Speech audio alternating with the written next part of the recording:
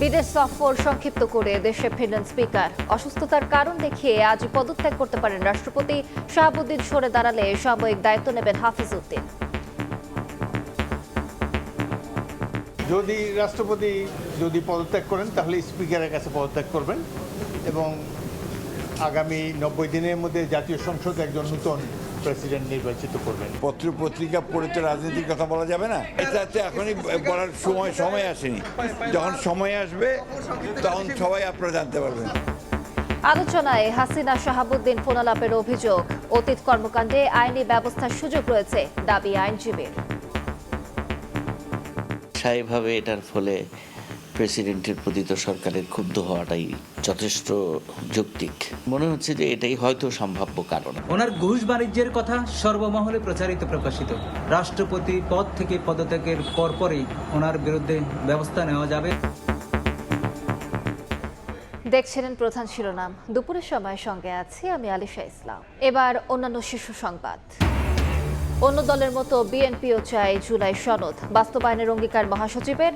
সংসদে ন্যায় বিচার না পেয়ে রাজপথে নেমেছে বিরোধী দল, দাবি জামায়াত আমিরের। বৈরী আবহাওয়ার অজুহাতে চড়া সবজির বাজার, 100 টাকার নিচে মিলছে না কিছুই। কাঁচামরিচ ঠেকেছে 250-তে, বাড়তি ব্রয়লারও, দিশেহারা ক্রেতা। ছুটির দিনেও রাজধানীতে গ্যাসের সংকট, পাম্পে মিলছে না পর্যাপ্ত সিএনজি, বাসাবাড়িতে জ্বলছে না চুলা। বিশ্ববাজারে বাড়লেও দেশে বাড়ছে না জ্বালানি তেলের দাম। মিরপুরে পানির সংকটের নেপথ্যে ওয়াসার পাম্পে চাবি কারসাজির অভিযোগ। সুযোগ কাজে লাগিয়ে গাড়িতে সরবরাহ করে হাতিয়ে নেওয়া হয়েছে লাখ লাখ টাকা, দুর্ভোগে বাসিন্দারা। প্রশ্ন ফাঁস ইস্যুতে উত্তাল ভারত, বিভিন্ন শহরে বিক্ষোভ। পদক্ষেপ না নিলে শিক্ষামন্ত্রীর পদত্যাগ দাবিতে সীমাবদ্ধ থাকবে না আন্দোলন, হুঁশিয়ারি ককরোচ পার্টির।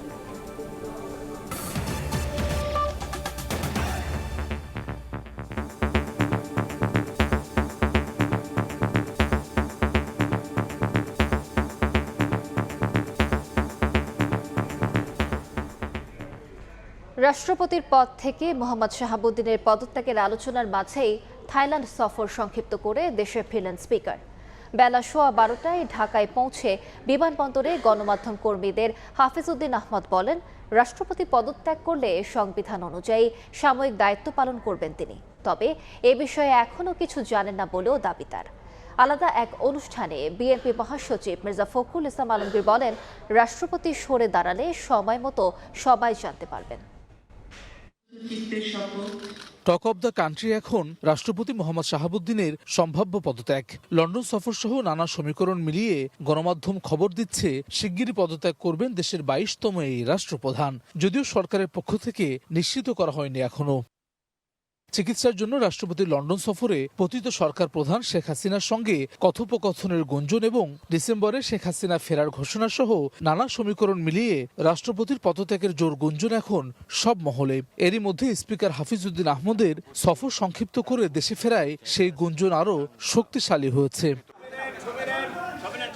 যদিও 12:15টায় হযরত শাহজালাল আন্তর্জাতিক বিমানবন্দরে অবতরণ করে পদত্যাগের বিষয়ে কিছু জানেন না বলে জানিয়েছেন স্পিকার। তবে রাষ্ট্রপতি পদত্যাগ করলে সংবিধান অনুযায়ী ভারপ্রাপ্ত রাষ্ট্রপতির দায়িত্ব পালনের কথা জানান তিনি। রাষ্ট্রপতি যদি পদত্যাগ করেন তাহলে স্পিকারের কাছে পদত্যাগ করবেন এবং আগামী 90 দিনের মধ্যে জাতীয় সংসদ একজন নতুন প্রেসিডেন্ট নির্বাচিত করবেন। এই হলো সংবিধানের পজিশন। এদিকে রাজধানীর একটি হোটেলে আলোচনা সভা শেষে সাংবাদিকদের প্রশ্নোত্তরে বিএনপি মহাসচিব মির্জা ফখরুল ইসলাম আলমগীর জানান, রাষ্ট্রপতি পদত্যাগ করলে সবাই তা জানতে পারবে। তার আগে গুজব নিয়ে কিছু বলা যাবে না বলেও জানান তিনি। গুজবে আমি বিশ্বাস করি না, আর পত্র পত্রিকা পড়ে তো রাজনীতির কথা বলা যাবে না, আর এটা হচ্ছে যে রাষ্ট্রপতির কথা, তো ওটা গুজব দিয়ে কিছু বলা যাবে না। এটাতে এখনই বলার সময় আসেনি। যখন সময় আসবে তখন সবাই আপনারা জানতে পারবেন। সংবিধান অনুযায়ী রাষ্ট্রপতি স্পিকারের উদ্দেশ্যে স্বাক্ষরযুক্ত পত্রের মাধ্যমে পদত্যাগ করতে পারেন, আর রাষ্ট্রপতির পদ শূন্য হলে পরবর্তী 90 দিনের মধ্যে নতুন রাষ্ট্রপতি নির্বাচন করতে হবে। হাসান ওয়ালি, সময় সংবাদ, ঢাকা। এদিকে রাজনীতি বিশ্লেষকের মতে ক্ষমতাচ্যুত সাবেক প্রধানমন্ত্রী শেখ হাসিনার সঙ্গে গোপন ফোনালাপের অভিযোগ ওঠার কারণেই হয়তো সরে দাঁড়াতে হতে পারে রাষ্ট্রপতিকে। আর পদত্যাগের পর তাকে অতীত কর্মকাণ্ডের জন্য আইনের আওতায় আনার সুযোগ রয়েছে বলে মনে করেন আইনজীবী। বুলবুল রেজার রিপোর্ট। 5 আগস্ট শেখ হাসিনার সরকার পতনের পর থেকে ছাত্র জনতার পক্ষ থেকে রাষ্ট্রপতি মোহাম্মদ শাহাবুদ্দিনের পদত্যাগের দাবি ওঠে।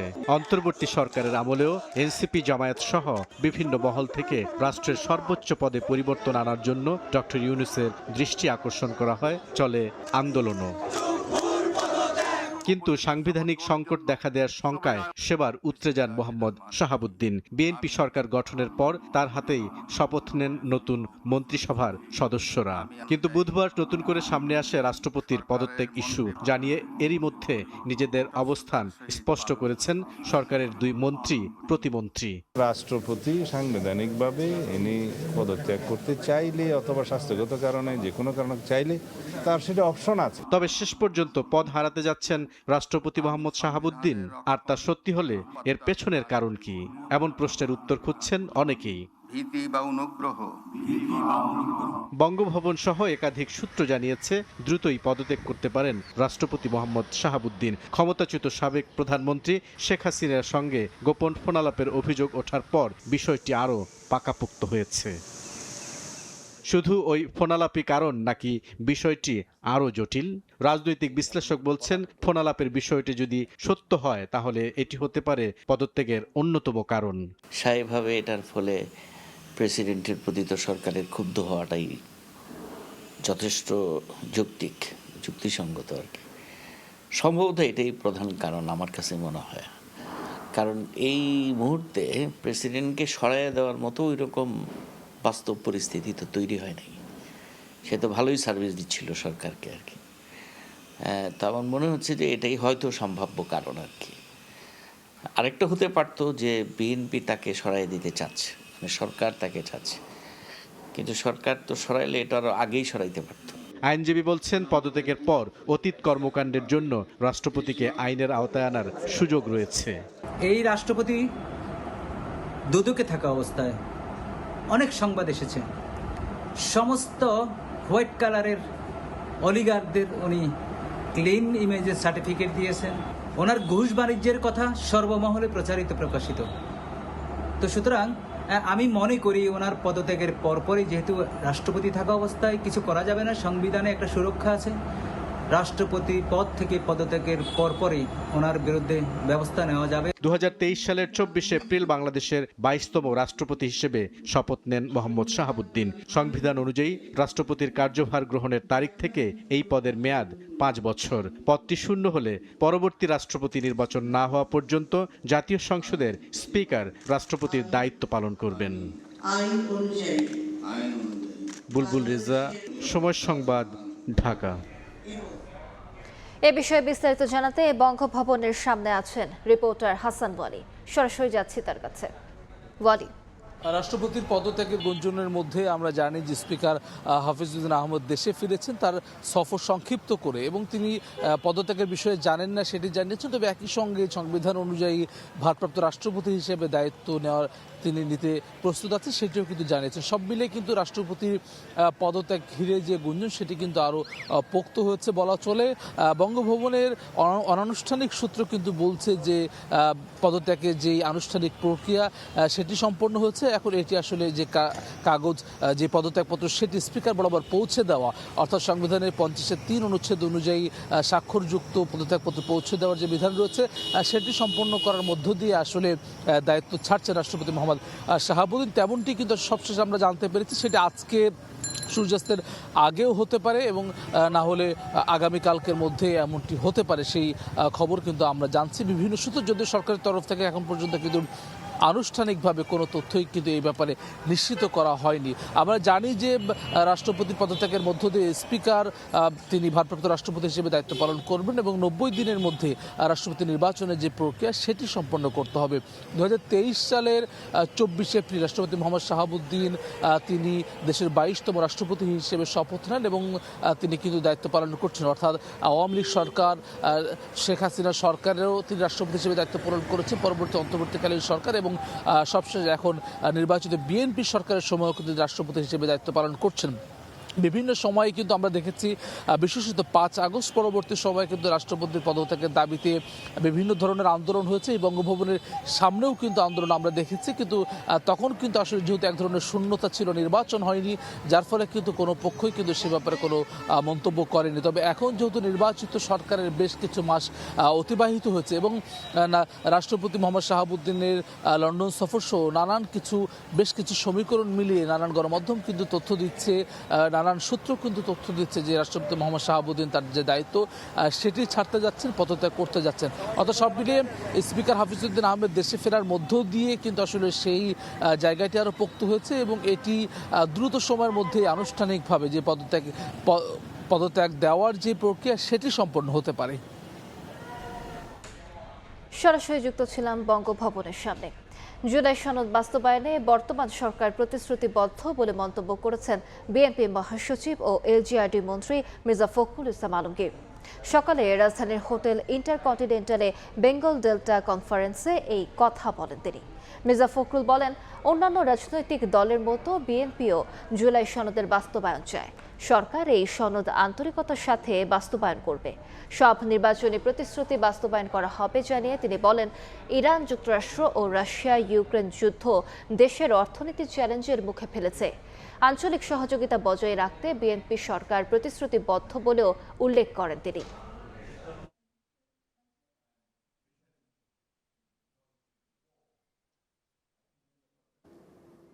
After the devastation of economic plundering and money laundering, Bangladesh is facing a real economic challenge to survive.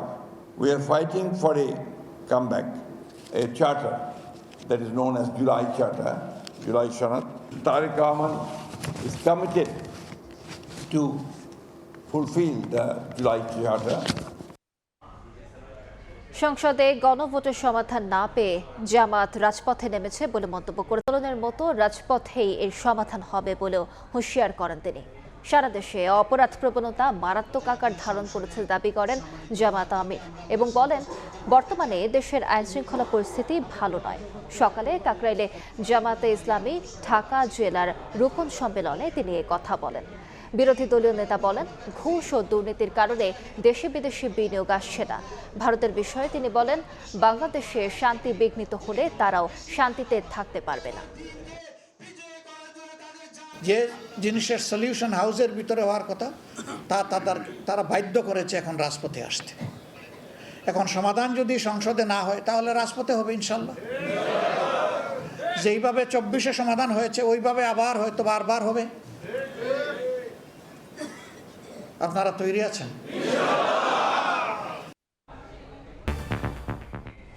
ছুটির দিনেও রাজধানীতে গ্যাসের সংকট, পাম্পে মিলছে না পর্যাপ্ত সিএনজি, বিপাকে যানবাহন সংশ্লিষ্টরা।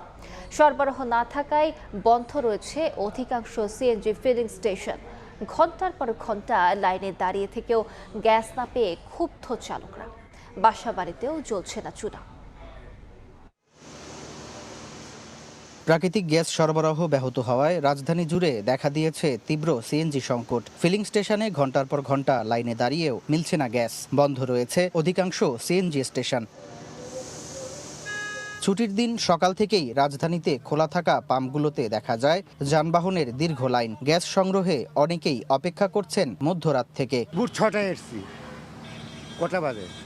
নামাজ পড়তে হবে না? 6-7 ঘন্টা 8 ঘন্টা পরে গ্যাস পাই মাত্র 100 বা 80-90 এরকম প্রেশার। 3টা আইয়া বোরাইতে আইছি, কয় গ্যাস নাই। সেদিনই সারাদিন গেছি গা, গ্যাস নিতে পারি নাই গা। চাহিদা অনুযায়ী সরবরাহ না থাকায় সেবা দিতে না পেরে বিপাকে পাম্প সংশ্লিষ্টরাও। প্রাকৃতিক সম্পদ, আমরা গ্যাস তো বাইরে থেকে নিয়ে আসি না, হয়তো তেলের সংকট ছিল, বাইরে থেকে আনতাম। তো আমরা তো এটা একটা কারসাজি করতেছে। ওই যে তেলের সময় কইছে তেল নাই, যেই দাম বাড়াইছে তাহলে তেলটা আসমানতে চলে আসছে। আগের মতোই এখনো পাচ্ছি না, সামান্য একটু বাড়ছে ইনলেট প্রেশার, যার কারণে সামান্য দিয়ে আমরা চালাচ্ছি। একই অবস্থা গৃহস্থালির কাজেও। মোহাম্মদপুর, ধানমন্ডি, কলাবাগান, কাঁঠালবাগান সহ রাজধানীর বিভিন্ন এলাকায় গ্যাস না পাওয়ার ভোগান্তিতে আছেন আবাসিক গ্রাহকরাও। জাতীয় গ্রিডের কারিগরি ত্রুটি দ্রুত সারিয়ে সংকট মোকাবিলার আশ্বাস জ্বালানি ও খনিজ সম্পদ বিভাগের। সিএনজি সংকটে এভাবেই বন্ধ পড়ে রয়েছে অধিকাংশ ফিলিং স্টেশন। এতে যেমন ভোগান্তিতে রয়েছেন গ্রাহক, ঠিক তেমনি বিপাকে পড়েছেন ব্যবসায়ীরাও। এ খাত সংশ্লিষ্ট সকলের প্রত্যাশা, এ সংকট নিরসনে দ্রুত পদক্ষেপ নেবে সরকার। সামদানি প্রত্যয়, সময় সংবাদ, ঢাকা। এই মুহূর্তে মগবাজার এলাকায় আছেন সামদানি প্রত্যয়, সরাসরি যাচ্ছি তার কাছে। গ্যাসের তীব্র সংকট এবং সেই সংকটের সবচেয়ে বেশি ভোগান্তিতে যানবাহন সংশ্লিষ্টরা। এই মুহূর্তে আমরা মগবাজারের একটি ফিলিং স্টেশনে রয়েছি। আমরা রাজধানীর বিভিন্ন ফিলিং স্টেশন সারাদিন ঘুরে দেখেছি, অধিকাংশ ফিলিং স্টেশনেরই সিএনজি সাপ্লাই বন্ধ রয়েছে। কিছু কিছু ফিলিং স্টেশনে সিএনজি দেয়া হচ্ছে, তবে সেটি পরিমাণের তুলনায় খুবই অপ্রতুল। এখানে যারা সিএনজি ফিলিং স্টেশন সংশ্লিষ্ট রয়েছেন তারা আমাদেরকে জানাচ্ছিলেন যে এই ফিলিং স্টেশনগুলোতে গ্যাসের মূল্যায়নের যে পরিমাণ চাপ সাধারণত থেকে থাকে, সেই পরিমাণ প্রেসার না থাকায় তারা গ্রাহকদের চাহিদা পূরণ করতে পারছেন না, যার কারণে তারা বেশ বিপাকে রয়েছেন, কারণ এটি তাদের জন্য একটি ব্যবসায়িক ক্ষতি হিসেবে তারা অভিহিত করছেন। একই সঙ্গে এখানে যারা যানবাহন সংশ্লিষ্ট রয়েছেন, যারা এখানে সিএনজির জন্য দীর্ঘ সময় ধরে অপেক্ষা করছেন, তারাও বেশ ভোগান্তিতে রয়েছেন, কারণ তারা অনেকেই মধ্যরাত থেকে অপেক্ষা করছেন, অনেকে সকাল থেকে অপেক্ষা করছেন, অনেকে 4 ঘন্টা 5 ঘন্টা না খেয়ে সারাদিন এখানে বসে রয়েছেন। তারপর তারা যখন সিএনজি নিতে লাইনে এসে দাঁড়াচ্ছেন, তখন তারা তাদের চাহিদা অনুযায়ী পর্যাপ্ত সিএনজি নিতে পারছেন না। এক্ষেত্রে আসলে যানবাহন সংশ্লিষ্ট সবার মধ্যেই বেশ ক্ষোভ তৈরি হয়েছে। একই সঙ্গে এখানে সবচেয়ে বেশি ঝামেলায় পড়েছে, সবচেয়ে বেশি সমস্যায় রয়েছে যারা এই যানবাহন সংশ্লিষ্ট খাতের সঙ্গে যাদের জীবিকা নির্বাহ করছেন, যেমন যারা বিভিন্ন রাইড শেয়ারিং অ্যাপের যারা চালক রয়েছেন এবং যারা বিভিন্ন গণপরিবহন সংস্থায় কাজ করে থাকেন। তারা আমাদেরকে জানাচ্ছিলেন যে তারা দীর্ঘক্ষণ যাবৎ এখানে বসে থাকার কারণে, দীর্ঘ লাইনে অপেক্ষা করার কারণে তাদের কর্মঘণ্টায় যেমন ক্ষতি হচ্ছে, ঠিক তেমনি তাদের অর্থনৈতিক ক্ষতি হচ্ছে, এবং এই অর্থনৈতিক ক্ষতি মোকাবেলা করার জন্য তারা দ্রুতই সরকারের কাছ থেকে পদক্ষেপ প্রত্যাশা করেন। ঠিক একইভাবে যারা ব্যবসায়ী রয়েছেন, যারা এই সিএনজি ফিলিং স্টেশনের ব্যবসার সঙ্গে সম্পৃক্ত, তারাও এই সংকটের দ্রুত নিরসন চান। এই ছিল সিএনজি সংকট নিয়ে ঢাকার একটি ফিলিং স্টেশন থেকে আমার কাছে সবশেষ। সরাসরি যুক্ত ছিলাম মগবাজারের ফিলিং স্টেশনে। বিশ্ববাজারে জ্বালানি তেলের দাম বাড়লেও এই মুহূর্তে দেশে তেলের দাম বাড়ানোর কোনো পরিকল্পনা সরকারের নেই বলে জানিয়েছেন বাণিজ্য মন্ত্রী খন্দকার আব্দুল মুক্তাদির। দুপুরে সিলেট সরকারি উচ্চ বিদ্যালয়ে চা শ্রমিকদের জন্য আয়োজিত দিনব্যাপী বিনামূল্যের মেডিকেল ক্যাম্প উদ্বোধন শেষে সাংবাদিকদের প্রশ্নের জবাবে তিনি এ কথা বলেন। বাণিজ্যমন্ত্রী বলেন, যুক্তরাষ্ট্রের আগের নীতির সময়সীমা শেষ হওয়ায় দেশটির আইন অনুযায়ী একই মাত্রার শুল্ক এখন নতুন নামে কার্যকর হচ্ছে। এতে বাংলাদেশের জন্য শুল্ক পরিস্থিতির কোনো পরিবর্তন ঘটেনি।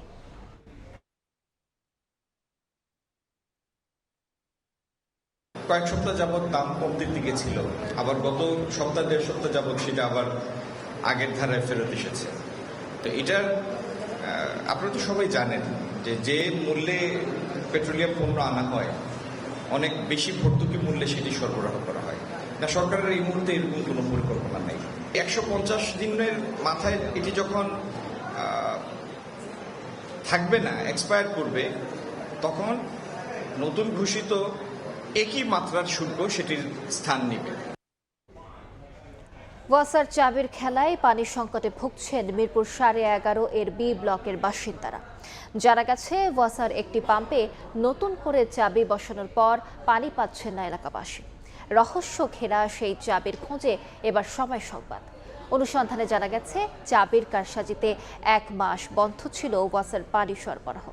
শুধু মিরপুর নয়, এমন অনেক এলাকায় চাবির সংকটকে কাজে লাগিয়ে ওয়াসার গাড়িতে কর্মচারীরা হাতিয়ে নিয়েছেন লাখ লাখ টাকা।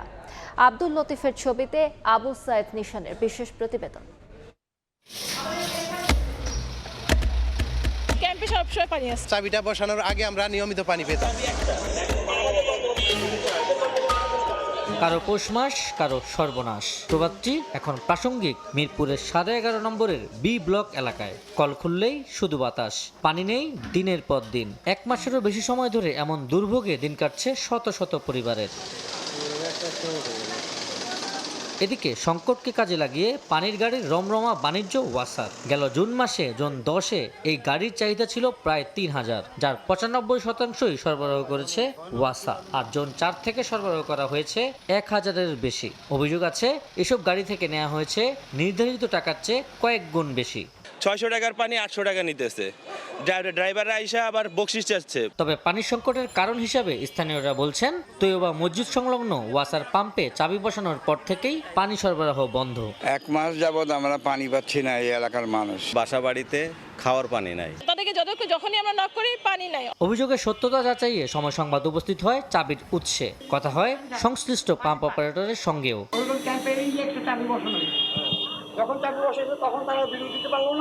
এদিকে ওয়াসার জোন 10-এর নির্বাহী প্রকৌশলী জানিয়েছেন, পাম্পের চাবি সংক্রান্ত জটিলতা দ্রুত সমাধানের উদ্যোগ নেওয়া হয়েছে।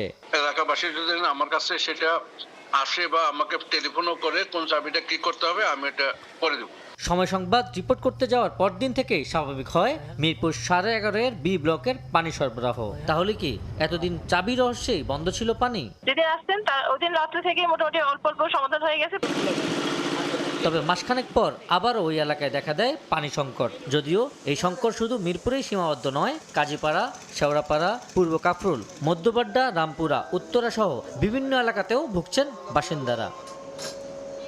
ওয়াসার ব্যবস্থাপনা পরিচালক বলছেন, দ্রুতই সমস্যার সমাধানে কাজ করছে ওয়াসা। আগামী এপ্রিল থেকে জুন মাসের মধ্যে এখান থেকে প্রতিদিন আমরা 50 লিটার পানি পাবো মেঘনা নদী থেকে।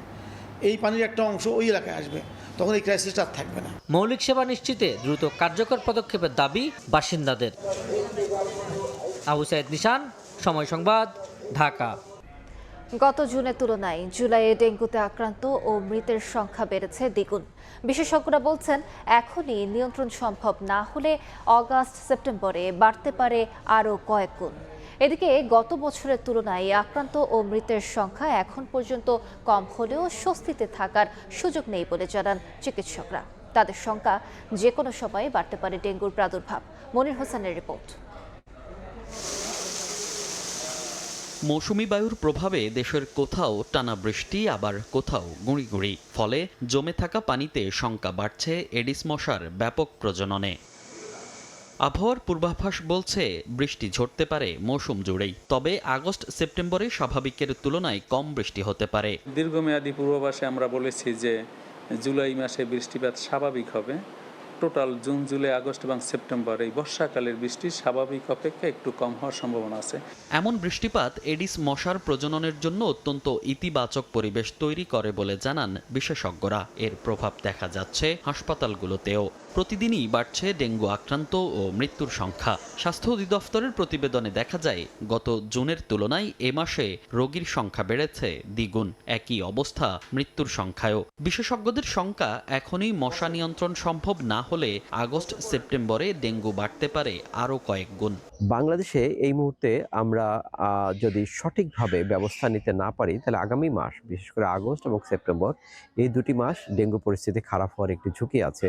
বিশেষ করে বরিশাল বিভাগের বেশ কিছু জেলা, চট্টগ্রাম বিভাগের বেশ কিছু জেলা এবং ঢাকা এবং ঢাকার আশপাশের জেলাগুলো। এদিকে স্বাস্থ্য অধিদপ্তরের গত 2 বছরের তথ্য বিশ্লেষণে দেখা যায়, জুনের চেয়ে জুলাইয়ে বাড়ে ডেঙ্গুর প্রকোপ। 2024 ও 2025 সালেও জুনের তুলনায় জুলাইয়ে দ্বিগুণের বেশি রোগী শনাক্তের রেকর্ড মেলে।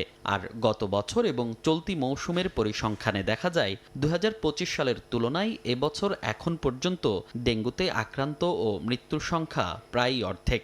যদিও এ নিয়ে স্বস্তিতে থাকার সুযোগ নেই বলে মনে করেন চিকিৎসকরা। ওইটা ভেবে যদি আমরা রিল্যাক্টেন্ট হয়ে যাই, তাহলে যে কোনো সময় কিন্তু ডিজাস্টার বা একটা বিপদ আমাদের কাছে চলে আসতে পারে। সুতরাং ওইভাবে না, আমরা সতর্কতার সাথে যে এবছরও আউটব্রেক হলেও হতে পারে, সেটাকে ভেবে আমাদের যে ধরনের সাবধানতা অবলম্বন করা উচিত, সেটা সরকারি পর্যায় থেকে, তারপরে স্থানীয় প্রশাসন থেকে শুরু করে নাগরিকদের, সেই সতর্কতাটা সবার মধ্যে থাকতে হবে। ডেঙ্গু আক্রান্তদের চিকিৎসার প্রস্তুতির পাশাপাশি রাষ্ট্রীয় উদ্যোগে রাজধানী সহ সারা দেশে মশক নিধনে দ্রুত ও কার্যকর পদক্ষেপ জরুরি ভিত্তিতে বাস্তবায়নের পরামর্শ বিশেষজ্ঞদের। মনির হোসাইন, সময় সংবাদ, ঢাকা। 3 দিন মৃত্যুর সঙ্গে লড়াই করে অবশেষে হার মানতে হলো রাজধানীর ভাটারায় গ্যাস লিকেজ বিস্ফোরণে দগ্ধ 8 বছরের হাফসা ও তার খালু শাহিনকে। গুরুতর দগ্ধ অবস্থায় জাতীয় বার্ন ইনস্টিটিউটে চিকিৎসাধীন ফাহিমা। গ্যাস লিকেজের বিষয়টি বাড়ির মালিককে জানানো হলেও ব্যবস্থা না নেয়ার অভিযোগ স্বজনদের। 8 বছরের হাফসাকে 1 মাস আগেই মাদ্রাসায় ভর্তি করানোর উদ্দেশ্যে রাজধানীর ভাটারার বাসায় নিয়ে এসেছিলেন খালা ফাহিমা। মঙ্গলবার দুর্ঘটনার আগের দিনই তাকে ভর্তি করা হয়েছিল স্থানীয় একটি মহিলা মাদ্রাসার হাফেজি শাখায়। শিশুটির বাবা জানান, খুব উৎফুল্ল হয়ে মাদ্রাসায় ভর্তির বিষয়টি তাকে জানিয়েছিল হাফসা। বাবা, আমি ভর্তি হয়েছি, আমার লাগে তুমি দোয়া করে। আমি ঠিক আছে আম্মু, এখন আমি খালি শুধু চাই আমার মেয়ের লাশটা তাদের না ফারার দরকার নেই, আমার মেয়ের লাশটা দিয়ে দোক, আমি দাফন করাম। জাতীয় বার্ন ইনস্টিটিউটের চিকিৎসক জানান, অত্যন্ত আশঙ্কাজনক অবস্থাতেই হাসপাতালে ভর্তি হয়েছিলেন দগ্ধ 3 জন। চিকিৎসার 4 দিনের মাথায় রাতে হাফসা ও শুক্রবার ভোরে তার খালু শাহিনের মৃত্যু হয়। দগ্ধ ফাহিমা জানেন না স্বামী এবং ভাগ্নির মৃত্যুর কথা। তার অবস্থাও আশঙ্কাজনক বলে জানিয়েছেন চিকিৎসক। দুজনই কৃত্রিম শ্বাসযন্ত্রে ছিল, আইসিইউতে চিকিৎসাধীন ছিল এবং খুবই দুঃখের বিষয়, আমরা গতকাল রাত 12:30টার দিকে হাফসা বাচ্চাটা এক্সপায়ার করেছে এবং আজকে ভোর 6:30টার দিকে এই যে শাহিন উনি মারা গেছেন। আর ওনাদের ওয়াইফ, ওনার 40% ফ্লেম্বার, ওনারও শ্বাসনালী পুড়ে গেছে, উনি এখন আইসিইউতে চিকিৎসাধীন আছে, ওনার অবস্থাও সংকটাপন্ন। নিহত ও দগ্ধদের স্বজনরা জানান, 1 মাস আগে বাসার গ্যাস লিকেজ ও গ্যাস লাইনে পানি আসার বিষয়টি ভিডিও করে রাখার পাশাপাশি বাড়ির মালিক ও কেয়ারটেকারকে একাধিকবার জানিয়েছিলেন তারা, তবে মেরামত করে দেয়া হয়নি। আমাদের কাছে প্রমাণ আছে গ্যাস লিকেজের, এবং সাথে পাইপে করে পানি আসতেছে সেটার প্রমাণও আছে। মালিককে আনুষ্ঠানিকভাবে 3 বার জানানো হয়েছে, দারোয়ানকে যে বলতেছে এটার ভিডিও আছে। দগ্ধ ও নিহতদের স্বজনদের অভিযোগ, বাড়ির মালিকের অবহেলা ও দায়িত্বহীন আচরণেই এ দুর্ঘটনা। আতাউর কাউসার, সময় সংবাদ, ঢাকা। নড়াইলে ইউপি সদস্যকে কুপিয়ে হাত পা বিচ্ছিন্ন করে হত্যা করেছে দুর্বৃত্তরা। পুলিশ জানায়, বৃহস্পতিবার রাতে কালিয়ার পুঠিবাড়ি বাজার থেকে বাড়ি ফিরছিলেন ইউপি সদস্য মনি মিয়া। পানিপাড়া এলাকায় আগে থেকে ওত পেতে থাকা দুর্বৃত্তরা দেশীয় অস্ত্র নিয়ে অতর্কিত হামলা করে তার উপর।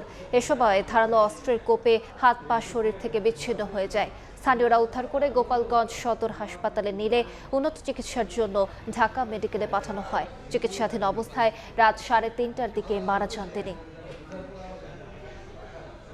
জুলাই অভ্যুত্থানের সময় নরসিংদী জেলা কারাগার থেকে লুট হওয়া অস্ত্র ও গোলাবারুদ উদ্ধার হয়নি 2 বছরেও। কারাগার ভেঙে পালিয়ে যাওয়া জঙ্গি সহ 150-র বেশি কয়েদি এখনও অধরা। এসব অস্ত্রসহ গুলি উদ্ধার না হওয়ায় জেলায় বাড়ছে অপরাধ। পুলিশ বলছে, পলাতক কয়েদিদের গ্রেফতার ও অস্ত্র উদ্ধারে অভিযান চলছে। মোহাম্মদ ইমরান হোসেনের ছবি ও আশিকুর রহমান পিয়ালের পাঠানো তথ্য নিয়ে রিপোর্ট। 24 জুলাই আন্দোলনে যখন উত্তাল রাজধানী ঢাকা, তার ঢেউ লাগে আশপাশের জেলা শহরগুলোতেও। 19 জুলাই বিকেলে নরসিংদী জেলা কারাগারের মূল ফটক ভেঙে ফেলে বিক্ষুব্ধ জনতা। এরপর কারাগারে অগ্নিসংযোগ করে লুটপাট করা হয় ব্যারাকে থাকা 85টি অস্ত্রসহ প্রায় 8000 রাউন্ড গোলা বারুদ। এ সময় কারাগারের ফটক ভেঙে পালিয়ে যায় জঙ্গিসহ 826 কয়েদি। একই বছর কারাগারটি সংস্কার হলেও 2 বছর পরও উদ্ধার হয়নি লুট হওয়া 27টি অস্ত্র ও 6000 রাউন্ডের বেশি গোলা বারুদ। আত্মসমর্পণ এবং অভিযানের 600-রও বেশি কয়েদিকে কারাগারে ফেরানো গেলেও এখনও অধরা 166 কয়েদি। এর মধ্যে জেলা জুড়ে অপরাধ বাড়ায় জনমনে বাড়ছে নতুন শঙ্কা। প্রত্যেকটা ঘরের লোক আতঙ্কে থাকে যে কোন সময় কার বাড়িতে আক্রমণ করে। অস্ত্রগুলি এখনো উদ্ধার হয়নি। ওই অস্ত্রগুলি দিয়ে নরসিংদী জনপদ অবশ্যই বড় ধরনের দুর্ঘটনা ঘটার আশঙ্কা থেকে যায়। যদি তাদের ঠিকানা বাইর করা যায় এবং তাদেরকে উন্নত বিলম্বে গ্রেফতার করা যায়, তা অবশ্যই অস্ত্রগুলি উদ্ধার করা সহজ হবে। কারা কর্তৃপক্ষ বলছে, আগুনে কয়েদিদের তথ্যসহ সকল নথিপত্র পড়ে যাওয়ায় ব্যাহত হচ্ছে দাপ্তরিক কাজ। ওই সময় যত নথি, রেকর্ডপত্র, কম্পিউটার ছিল সবই তো ধ্বংস হয়ে গেছে, যার কারণে আমরা প্রতিনিয়তই দাপ্তরিক কাজে কিছু সমস্যার সম্মুখীন হচ্ছি। পুলিশ বলছে, পলাতক কয়েদিদের দ্রুত গ্রেপ্তার করে আইনের আওতায় আনার পাশাপাশি অস্ত্র ও গুলি উদ্ধারে অভিযান অব্যাহত রয়েছে। যে অস্ত্রগুলো আছে এবং গোলাবারুদ যেগুলো মিসিং আছে সেগুলো উদ্ধারের অভিযান তৎপরতা এখনো অব্যাহত আছে। গত 2 বছরে 200-রও বেশি হত্যাকাণ্ডের ঘটনা ঘটেছে এ জেলায়। ঝুঁকি এড়াতে দ্রুত পলাতক কয়েদিদের গ্রেপ্তার ও লুটের অস্ত্র উদ্ধারের দাবি জেলাবাসীর। সময় সংবাদ, নরসিংদী। নারায়ণগঞ্জের রূপগঞ্জে সক্রিয় ইজি বাইক ছিনতাইকারী চক্র। গত ৮ বছরে এ উপজেলায় অন্তত 253টি ইজি বাইক ছিনতাই হয়েছে, আর ছিনতাইয়ে বাধা দেয়ায় অন্তত ১৯ জন চালককে হত্যা করা হয়েছে।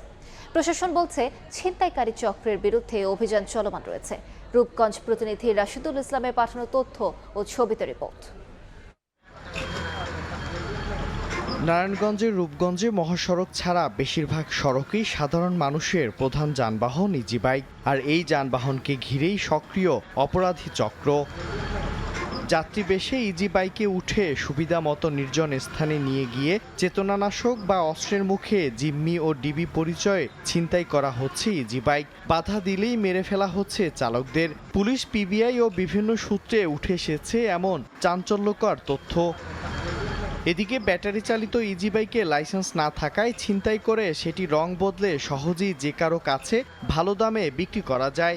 ইঞ্জিন ও চেসিস নম্বর না থাকায় মালিকানাও প্রমাণ করা যায় না। নিশা নাকে ধরে অনেক সময় জোর করেও বাইরে ধরে নিয়ে যায়। ছিনতাই করে আমার অটোটা নিয়ে গেছে, আমার মাইরা বাড়ি দুটো হালকা পাতলা। এই অটোর লোক আমার সাথে জীবন হত্যা হয়েছে। প্রশাসন বলছে ছিনতাইকারী চক্রের বিরুদ্ধে অভিযান চলমান। সমন্বিত যে অটো ছিনতাই চক্র, এটা ধরার জন্য আমাদের নিয়মিত অভিযান অব্যাহত আছে এবং আমরা আশা করছি যে সমন্বিত যে চক্রটা আছে অতি দ্রুত এই চক্রটাকে গ্রেপ্তার করতে সক্ষম হবে। রূপগঞ্জ উপজেলায় প্রায় ৭০,০০০-এর বেশি ব্যাটারি চালিত ইজি বাইক রয়েছে। সময় সংবাদ, রূপগঞ্জ। দুপুরের সময় আরও থাকছে। বাংলাদেশ সহ 7টি দেশের ওপর 10 থেকে 12.5% নতুন শুল্ক আরোপের সিদ্ধান্ত যুক্তরাষ্ট্রের। জোরপূর্বক শ্রম প্রতিরোধে ব্যর্থতার অভিযোগে অতিরিক্ত চাপ ট্রাম্পের।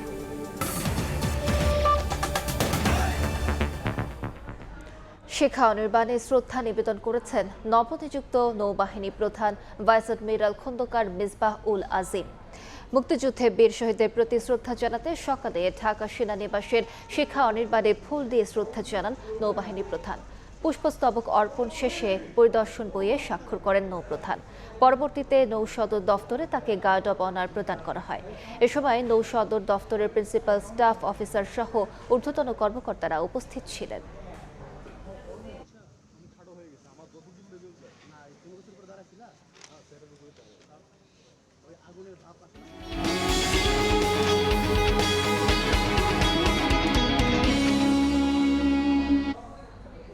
বৈরী আবহাওয়ার অজুহাতে রাজধানীর সবজির বাজারে আগুন। গত সপ্তাহের মতোই চড়া রয়েছে বেশিরভাগ সবজির দাম। 100 টাকার নিচে মিলছে না কিছুই। কাঁচামরিচ ঠেকেছে 240 টাকায়, 10 টাকা বাড়তি গুনতে হচ্ছে পেঁয়াজও। এদিকে কেজিতে 30 টাকা পর্যন্ত বেড়েছে ব্রয়লার মুরগির দাম। বাজারে সবকিছুর বাড়তি দামে দিশেহারা ক্রেতা। শুক্রবার সাপ্তাহিক ছুটির দিনে রাজধানীর কারওয়ান বাজারে ক্রেতা উপস্থিতি কিছুটা কম থাকলেও সবজির দাম আকাশছোঁয়া।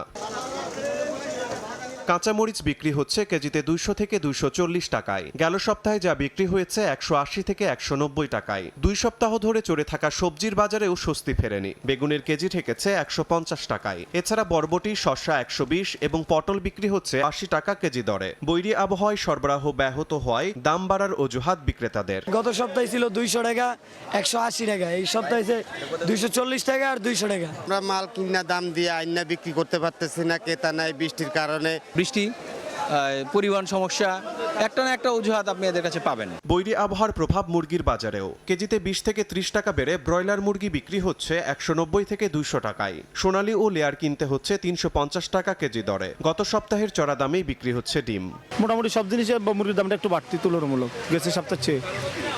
কারণ হচ্ছে কিছু খামার নষ্ট হয়ে গেছে বৃষ্টির কারণে। বৃষ্টি বাদল সারের পাশে মাল সবসময় আসতে পারতেছে না, একরোটভাবে উঠাইতে পারতেছে না, এই কারণটাই বাড়তি। প্রতি কেজি গত সপ্তাহ থেকে 10 টাকা বাড়ছে। এদিকে বেড়েছে পেঁয়াজের দামও। 10 টাকা বেড়ে প্রতি কেজি পেঁয়াজ বিক্রি হচ্ছে 60 টাকায়। বাড়তি দামে পণ্য কিনতে হিমশিম খাওয়া ক্রেতাদের আশা, আবহাওয়া স্বাভাবিক হলে স্বস্তি ফিরবে বাজারে। শিমুল হোসেন, সময় সংবাদ, ঢাকা। বর্ষার আবহে ভিন্ন রূপে সেজেছে কক্সবাজার সমুদ্র সৈকত। সাপ্তাহিক ছুটির দিনে ভিড় করেছেন হাজারো পর্যটক। তাদের নিরাপত্তায় সতর্ক অবস্থানে আছেন লাইফগার্ড কর্মীরা। পর্যটক টানতে হোটেল রিসোর্টগুলো দিচ্ছে নানা অফার।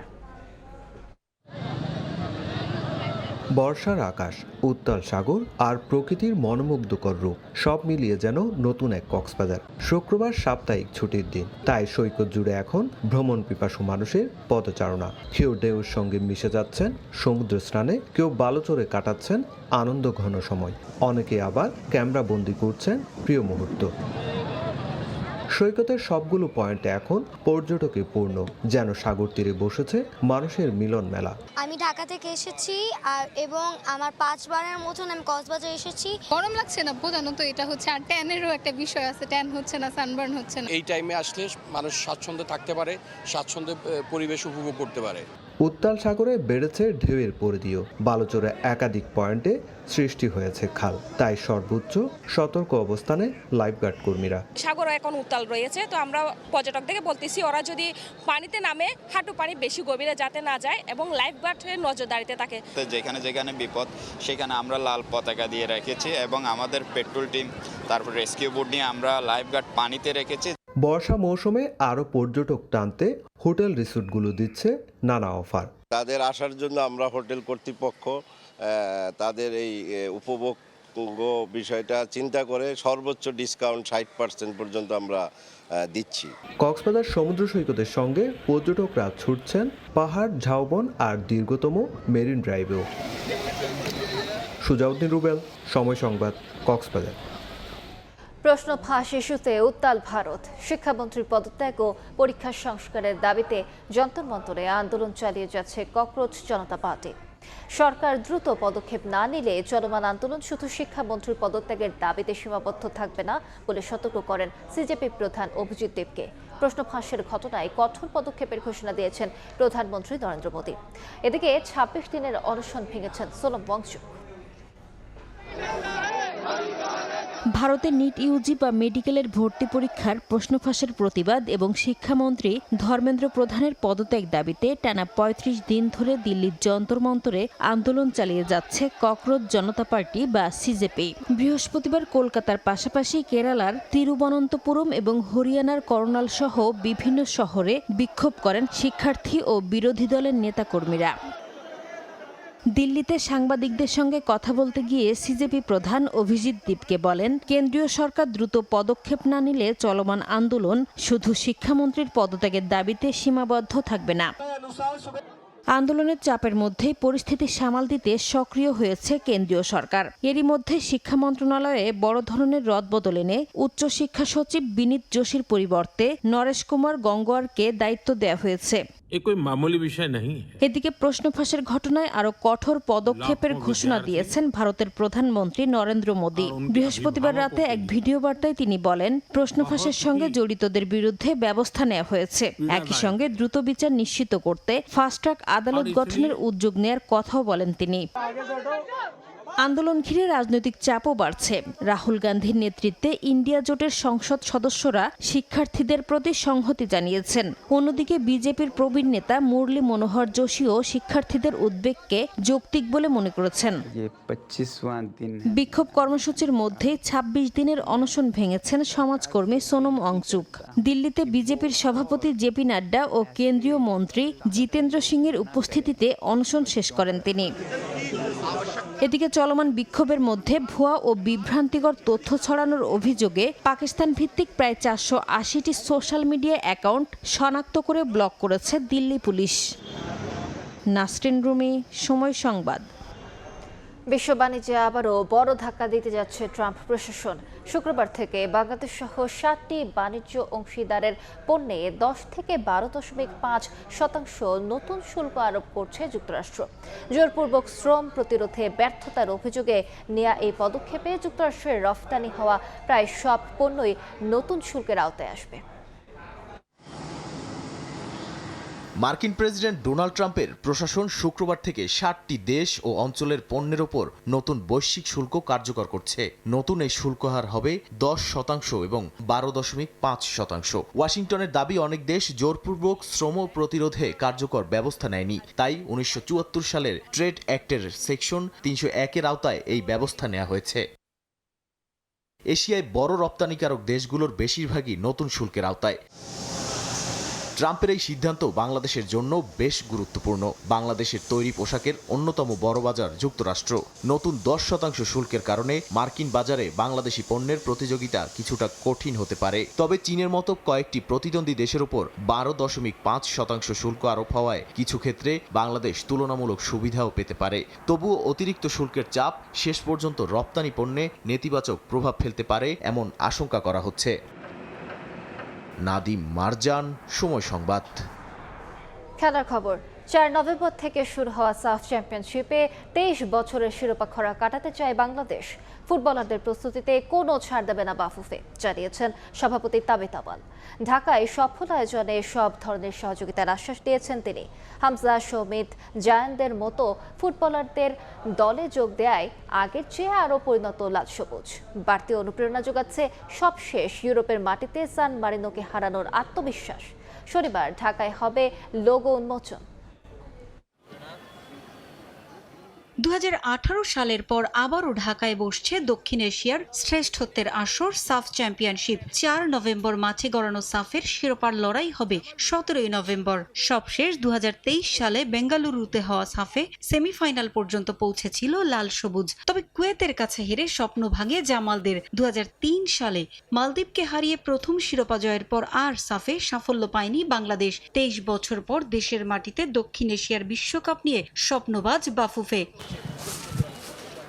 ফিফার নিষেধাজ্ঞায় পড়া এবার 7 দলের আসর থেকে কাটা পড়েছে নেপাল। 6 দল নিয়ে ঢাকায় হবে ম্যাচগুলো। হামজা, সমিত, জায়ানরা যোগ দেয়, শক্তি বেড়েছে লাল সবুজের। সবশেষ ইউরোপের মাটিতে সান মারিনোকে 2-0 গোলে হারানোকে অনুপ্রেরণা হিসেবে দেখছেন বাফুফের সভাপতি। শিরোপা নিয়ে তাই আত্মবিশ্বাসী ফেডারেশন প্রধান। প্রথমবারের মতো ইউরোপের সাথে খেলেছি, ইউরোপের মাটিতে আমরা ইউরোপের 2 গোল করে এসেছি। সো এই মাইলস্টোনগুলো আমাদের কিন্তু আমাদেরকে স্ট্রেংথ দেয় যে আমরা ভবিষ্যতে আরও ভালো আমরা করতে পারবো। বা তারপরে কি হবে? তারপরে রিবিল্ড করতে হবে। আবার বিশ্বকাপ সাইকেল শুরু হবে, আবার অলিম্পিক সাইকেল শুরু হবে, আবার এশিয়া কাপ সাইকেল শুরু হবে। তো আমরা এই আগামী 2 বছরে সাফ জিতে র্যাঙ্কিংটা বাড়িয়ে রিবিল্ডের দিকে আমাদের চলে যেতে হবে। আসরের সফল আয়োজনে কোনো কমতি রাখতে চায় না বাফুফে। নতুন কোচ থমাস ডুলির অধীনে শিরোপা জয়ের পাশাপাশি র্যাঙ্কিংয়ের উন্নতিতে চোখ ফেডারেশন প্রধানের। আমি আশাবাদী যে সাফ আমরা এবার চ্যাম্পিয়ন হব, বিকজ অফ যেভাবে আমাদের এশিয়া কাপে আমাদের যে পারফরমেন্সটা আমরা দেখেছি। আর আমাদের সামনে কিন্তু বেসিক্যালি সিন্স আমাদের বিশ্বকাপ এবং এশিয়া কাপ কোয়ালিফিকেশন বন্ধ হয়ে গেছে, এই গ্যাপ পিরিয়ডে আমাদের কিন্তু খালি 2টা এখন উদ্দেশ্য থাকবে। একটা হলো সাফ জিতা, আর আরেকটা হলো র্যাঙ্কিংয়ে ইমপ্রুভমেন্ট আনা। সাফ জিতলে র্যাঙ্কিংটাও ইমপ্রুভ হয়ে যাবে, আর পাশাপাশি অন্য ফ্রেন্ডলি ম্যাচ খেলে আমরা র্যাঙ্কিং ইমপ্রুভ করব। 25 জুলাই ঢাকায় হবে সাফের জমকালো ড্র অনুষ্ঠান। এরপর আগামী 1 আগস্ট ভুটানের রাজধানী থিম্পুতে আনুষ্ঠানিক ড্র অনুষ্ঠান হওয়ার কথা রয়েছে। পারভিন আক্তার, সময় সংবাদ, ঢাকা। বিশ্বকাপ শেষ হলো বিতর্ক থামেনি আর্জেন্টিনাকে ঘিরে। দলটির খেলোয়াড়দের বিরুদ্ধে ছড়িয়ে পড়া গুরুতর অভিযোগ ও বিভ্রান্তিকর তথ্যের জেরে এবার আইনি পদক্ষেপের কথা ভাবছে আর্জেন্টিনা ফুটবল অ্যাসোসিয়েশন। বিশ্বকাপ চলাকালীন এবং টুর্নামেন্ট শেষ হওয়ার পর সামাজিক যোগাযোগ মাধ্যম ও বিভিন্ন প্ল্যাটফর্মে আর্জেন্টিনার কয়েকজন খেলোয়াড়কে ঘিরে একের পর এক গুরুতর অভিযোগ ছড়িয়ে পড়ে। দেশটির ফুটবল অ্যাসোসিয়েশনের দাবি, এসব অভিযোগের বড় একটি অংশই ভিত্তিহীন এবং পরিকল্পিতভাবে বিভ্রান্তি ছড়ানোর উদ্দেশ্যে প্রচার করা হয়েছে। এমন পরিস্থিতিতে খেলোয়াড়দের সুনাম রক্ষা এবং ভুয়া তথ্যের উৎস শনাক্ত করতে আইনি ব্যবস্থা নেওয়ার বিষয়টি গুরুত্বের সঙ্গে বিবেচনা করছে তারা। যদিও কার বিরুদ্ধে বা কোন অভিযোগের ভিত্তিতে মামলা করা হবে সে বিষয়ে এখনো আনুষ্ঠানিকভাবে কিছু জানানো হয়নি। তবে বিশ্বকাপের মাঠের লড়াই শেষ হলেও আর্জেন্টিনার জন্য বিতর্কের লড়াই এখন গড়াচ্ছে আদালতের দিকেই।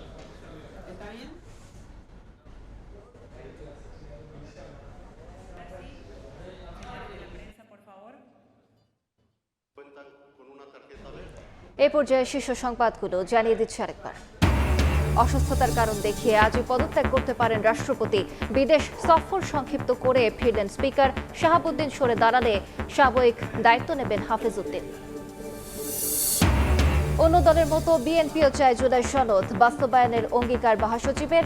সংসদে ন্যায় বিচার না পেয়ে রাজপথে নেমেছে বিরোধী দল, দাবি জামায়াত আমিরের। এবং বৈরী আবহাওয়ার অজুহাতে চড়া সবজির বাজার, 100 টাকার নিচে মিলছে না কিছুই। কাঁচামরিচ ঠেকেছে 250-তে, বাড়তি ব্রয়লারও দিশেহারা ক্রেতা।